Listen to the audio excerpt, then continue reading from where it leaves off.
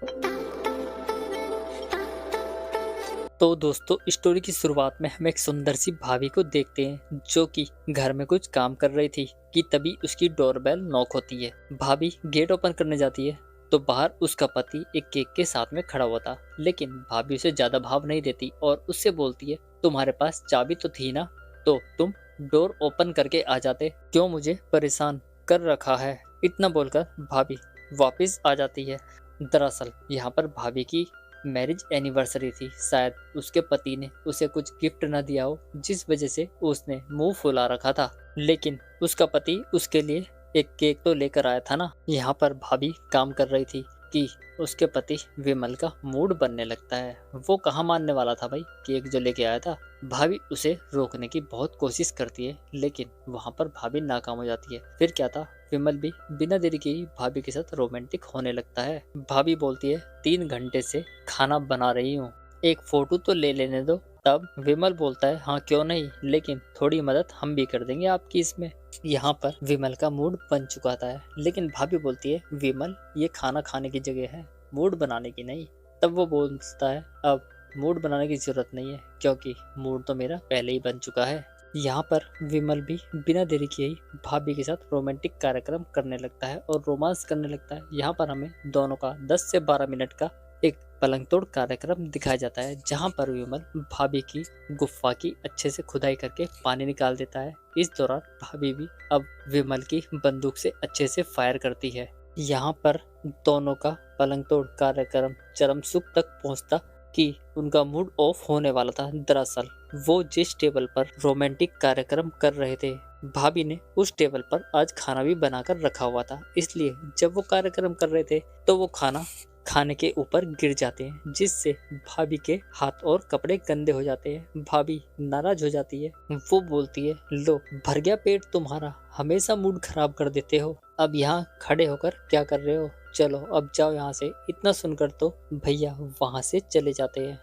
अब रात में भैया फोन पर लगे हुए थे कि तभी भाभी रूम में आती है और बोलती है, हैप्पी एनिवर्सरी डार्लिंग, चलो आओ सेलिब्रेट करते हैं। दरअसल अभी तक तो भाभी नाराज थी और भैया उसे मना रहे थे, लेकिन इस बार भैया नाराज हो गए थे भाभी की सुबह वाली हरकत से। इसी वजह से अब भाभी को समझ आ गया था, इसलिए वो अपने हस्बैंड को मनाती है और वो उसके साथ रोमांटिक कार्यक्रम करने के बारे में सोचने लगती है। लेकिन शायद भैया का मूड ऑफ हो चुका था, वो कुछ करना ही नहीं चाहते थे। यहाँ पर भाभी बोलती है, सुमित देखो मैं तुम्हारे लिए कितना अच्छी तरह से तैयार होकर आई हूँ, देखो मैंने तुम्हारे लिए ही ये अंडरगारमेंट्स पहने हैं जो कि बिल्कुल नए हैं। फिर क्या था, भैया का मूड पिघल जाता है और वो होता है जिसका हमें सबको बेसब्री से इंतजार था। इसके बाद दोनों बिना देरी के ही रोमांटिक कार्यक्रम करने लगते हैं और रोमांस करने लगते हैं। यहाँ पर भाभी भैया की बंदूक से अच्छे से फायर करने लगती है, लेकिन भैया उसका यहाँ पर पूरी तरह से साथ नहीं देते,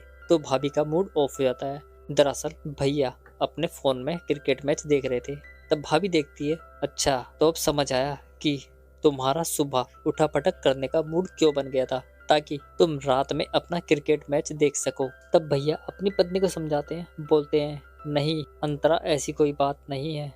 तब उसकी पत्नी और ज्यादा गुस्से में आ जाती है। वो बोलती है, हाँ मुझे पता है, तभी तो शादी के 5 साल बाद तक तुम मुझे अपनी वाइफ नहीं समझते, बस एक ड्यूटी की तरह निभाते हो मुझे। यहाँ पर भैया बोलते हैं, अच्छा तो तुमने कौन सा अपना फर्ज निभा लिया, तुम्हारे लिए केक और फ्लावर लेके आया था, लेकिन तुमने अपना मुंह फुला लिया और छोड़ो, चलो अब बहस करने से क्या ही फायदा। इसके बाद दोनों बिना कुछ किए ही सोने लगते हैं, लेकिन बाहर से उन्हें अपने पड़ोसी की आवाज आने लगती है। दोनों का ध्यान जाता है, लेकिन वो करते भी क्या, यहाँ पर दोनों की आंखें लग जाती है। नेक्स्ट मॉर्निंग फिर से भैया अपनी जॉब पर चले जाते हैं। अब सुबह होने पर भैया अपनी जॉब के लिए निकलते हैं, तो उन्हें अपने रात की आवाजों के बारे में याद आने लगता है। तब वो बोलते हैं, रात को तो ये पड़ोसी बहुत आवाज कर रहे थे, तो दिन में क्या कर रहे होंगे। जिसके बाद भैया उनके घर की खिड़की तक पहुंच जाते हैं। घर के अंदर कुछ रोमांटिक कार्यक्रम चल रहा था, जिसे देखकर भैया काफी खुश हो जाते हैं। दरअसल वहां पर हम एक और कपल को देखते हैं, जो कि सुबह ही अपना रोमांटिक कार्यक्रम करने के मूड में आ जाते हैं। कुछ देर उनका सीन देखने के बाद भैया ऑफिस के लिए निकल जाते हैं। यहाँ से चंद्रा भाभी अपने पति धीरज के साथ खूब रोमांस करती है और पलंग तोड़ती है। यहाँ पर हमें दोनों के बीच पूरा 18 से 20 मिनट का एक रोमांटिक कार्यक्रम दिखाया जाता है, जो कि वीडियो देखने पर आपके अच्छों का पानी निकाल दे। यहाँ पर जब भाभी अपने पति के साथ रोमांस कर रही थी तो उसका पड़ोसी विमल उन दोनों के कार्यक्रम को देख रहा था और खुश हो रहा था। शायद उसके मन में भी कुछ तूफानी करने का कर रहा था, लेकिन भाभी की नज़र तो उसके ऊपर पड़ गई थी। फिर भी भाभी उसे कुछ नहीं बोलती और वो अपने काम को जारी करके अपना चरम सुख पा लेती है। यहाँ से भैया मतलब विमल सीधा अपने घर पर जाता है। यहाँ पर विमल कुछ बैठकर अपने घर में सोच ही रहा था कि तभी उसका गेट नॉक होता है और विमल की पत्नी दरवाजा ओपन करती है। दरअसल यहाँ पर हम उन दोनों पति पत्नी को देखते हैं जिसका कार्यक्रम विमल ने देखा था। उन दोनों को घर में देखकर विमल काफी डर गया था। शायद उसे लगा कि ये भाभी अब विमल की सारी पोल पट्टी उसकी पत्नी के आगे खोल देगी। लेकिन यहाँ पर भाभी पूछती है, आप दोनों कौन? तब वो जवाब देते हैं, हम आपके नए पड़ोसी हैं। मेरा नाम चंद्रा है और ये मेरे पति धीरज हैं। हम अभी यहाँ पर नए शिफ्ट हुए हैं और हमें आपसे कुछ जरूरी बात करनी है। अब उनकी ये बात वहाँ पर खड़े हुए भाभी का पति भी सुन रहा था और उसकी धड़कनें काफी तेज हो गई थी। उसे लगा था कि ये दोनों उसकी शिकायत करने ही यहाँ पर आए हैं, बुलाइए अपने हस्बैंड को। तब भाभी बोलती है, विमल जरा यहाँ ना। विमल तो हक्का बक्का हो चुका था, फिर भी वो अपनी पत्नी की बात सुनकर वहाँ पर पहुँच जाता है। विमल डर कर वहाँ पर पहुँच जाता है। तब वो दोनों जोर से हंसने लगते हैं और बोलते हैं, देखो कैसे डर रहे हैं ये। हमें यहाँ पर पूरे 24 घंटे से ज्यादा हो गए हैं, लेकिन अभी तक हम एक दूसरे को अच्छे से जानते भी नहीं है। इसलिए हमें लगा कि हम आपसे घर आकर मिलते हैं। जिसके बाद वो चारों काफी खुश हो जाते हैं। घर पर उन्हें बैठाया जाता है और उनका स्वागत किया जाता है। यहाँ पर बातों का सिलसिला आगे बढ़ने लगता है। तब वो दोनों बोलते हैं, हम इतनी रात को आपके घर आ गए तो आपको कोई प्रॉब्लम तो नहीं हुई ना? तब रानी भाभी बोलती है, नहीं ऐसी कोई बात नहीं है, अभी तो हमारा डिनर का टाइम है। अच्छा छोड़ो, आप दोनों क्या लोगे, चाय या कॉफी? तब यहाँ पर भाभी बोलती है, हमें कुछ नहीं चाहिए, पहले एक दूसरे को जान लेते हैं फिर सोचेंगे। यहाँ पर विमल धीरज से बोलता है, आप क्या करते हो धीरज?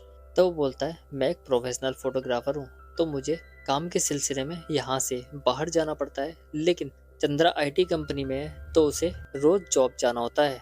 यहाँ पर रानी भाभी बोलती है, अच्छा तो क्या आप शादी के बाद सीधा यहाँ पर शिफ्ट हो गए हो? तब धीरज बोलता है, ओ नहीं ऐसी कोई बात नहीं है, हमें तो शादी के 6 साल हो गए हैं। लेकिन भाभी को लग रहा था कि उनकी शादी अभी हुई है, शायद वो न्यू मैरिड कपल है।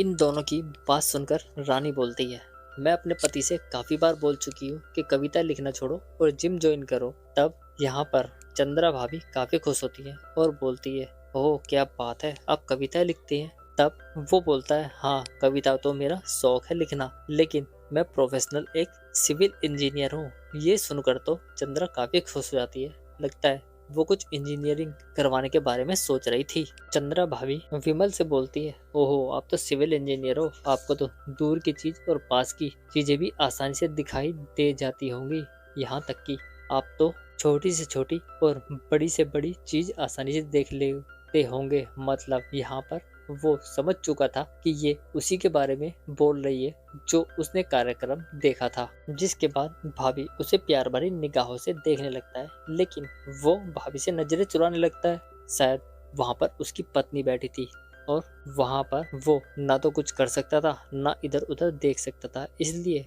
वो चुप होकर अपनी नजरें ही हटा लेता है। इसी के साथ ही हमारा ये एपिसोड खत्म हो जाता है। तो मिलते हैं नेक्स्ट वीडियो में, तब तक के लिए धन्यवाद।